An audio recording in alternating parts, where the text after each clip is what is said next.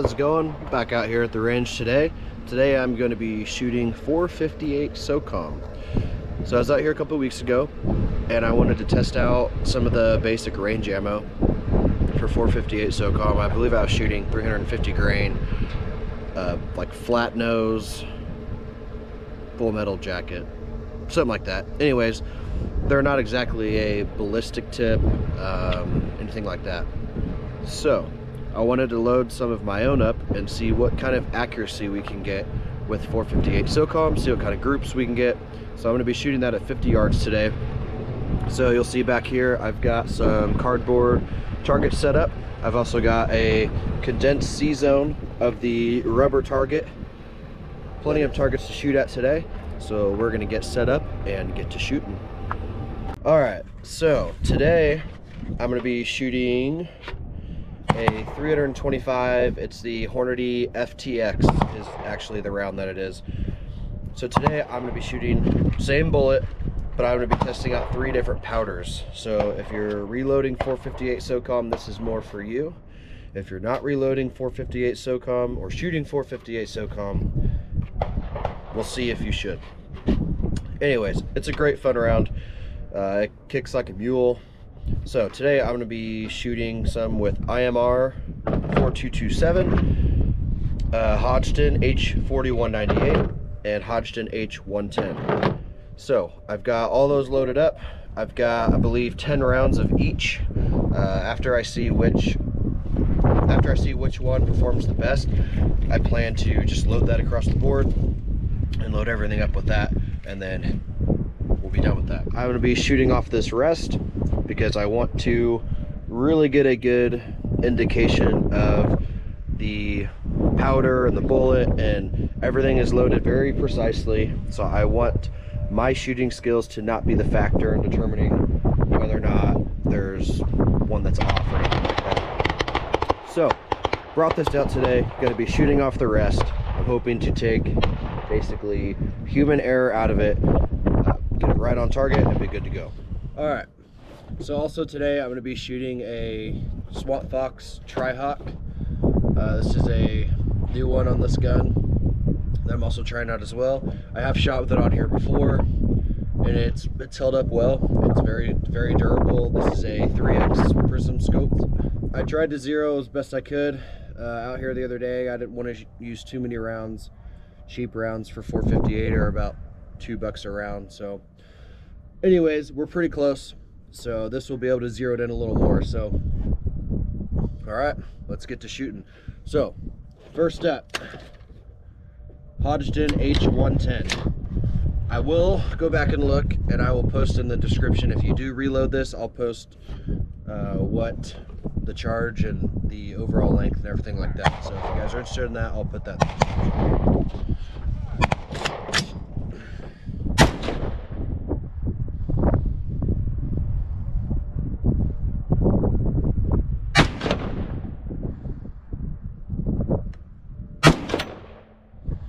All right, so there's one group, and I actually am going to make an adjustment. I'm not really sure what to expect as far as this goes. I mean, this is a hefty round. This is not a precision gun, but I just want to test out and see what the best group I can get with these powders off this.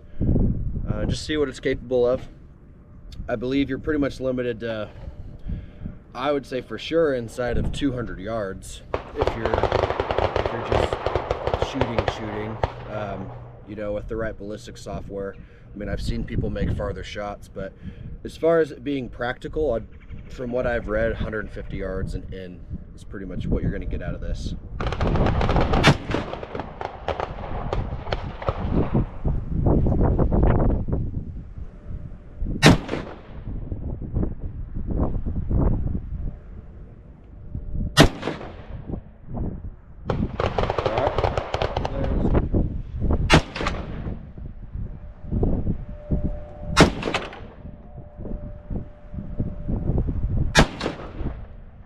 Alrighty, locked back.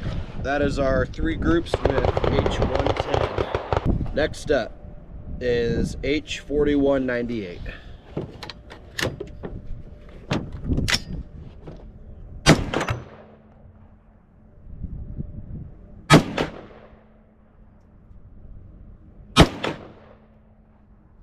All right, there's 3. I believe that group was high, and I believe they all just clipped the top of the cardboard.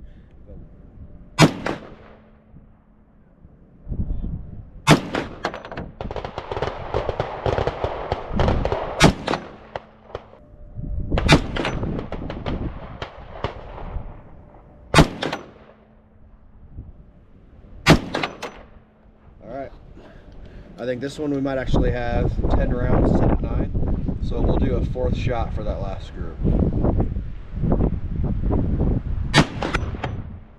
All right, locked back. So that is 4198. All right, the third one we're testing is IMR4227. Let's see. This is 10 rounds as well, so we'll do 3, 3, and 4 as well on this one.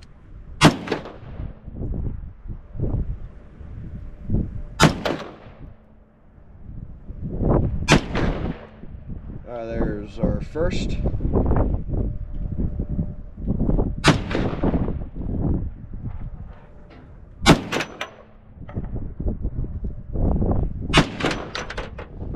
Let's shoot our last group. So this final group will be a group of 4.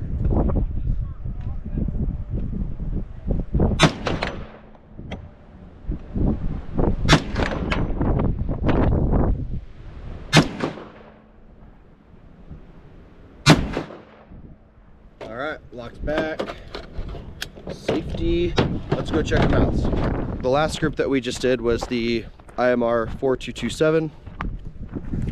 And so we have our first group here, second group up top, and then our third group. This is 4 shots. So there is 2 right there. 1, 2, 3, 4. So there's my 3 groups.